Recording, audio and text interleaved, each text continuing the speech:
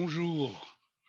Avez-vous remarqué l'infantilisation dans laquelle les peuples sont plongés de plus en plus?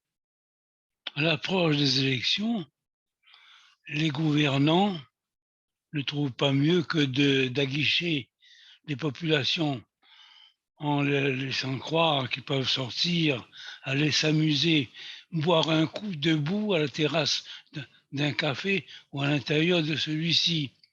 Alors l'on se contente de peu. La grande joie, c'est de rester debout à prendre un pot ou aller manger comme l'on veut. Toutefois, en présentant un pax vaccinal ou un pacte, je ne sais pas comment ça s'appelle. Voyez-vous l'infantilisation dans laquelle l'homme se trouve plongé. Sa principale préoccupation n'est autre que celle d'aller prendre un pot debout dans un café. S'il n'y avait que cela, ce ne serait pas grave.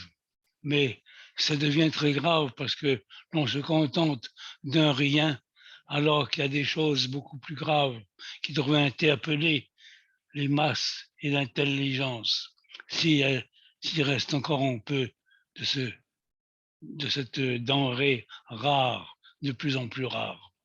Voyez-vous, l'on ne se rend pas compte pour l'instant, mais après que les élections auront lieu, il y aura un coup de vis qui sera donné et tout rentrera dans l'ordre pour forcer encore à, à recevoir des piqûres ou des microbes ou des virus, tout ce que l'on voudra. Toutes sortes de virus risquent de nous tomber dessus. Excusez-moi si je suis mauvais prophète, ce n'est pas une prophétie, ce n'est qu'une intuition comme ça. L'on ne se soucie pas de quoi demain sera fait.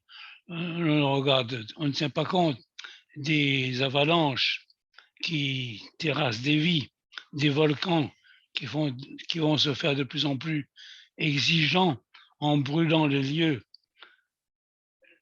Quant aux avalanches et aux pluies qui vont raviner partout, aux tremblements de terre qui viendront euh, faire frémir la carcasse céleste, terrestre, pardon, et aux tsunamis qui ne s'arrêteront pas de détruire tout sur leur passage. Mais ça n'est pas important.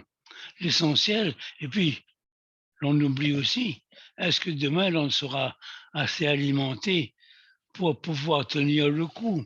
Est-ce qu'on pourra encore rouler en voiture alors que l'essence sera de plus en plus rare et de plus en plus chère, que l'électricité coûtera tellement cher qu'il sera meilleur et plus facile de s'éclairer à la bougie ou à la lampe à pétrole comme du temps où j'étais enfant et qu'il fallait étudier avec ces moyens-là.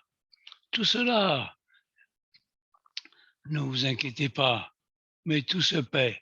Et oui, lorsque la 5G vous aura rassasié et fait de vous des enfants abrutis, alors rien ne sera comme avant. Au revoir, amis. Au revoir. Je sais que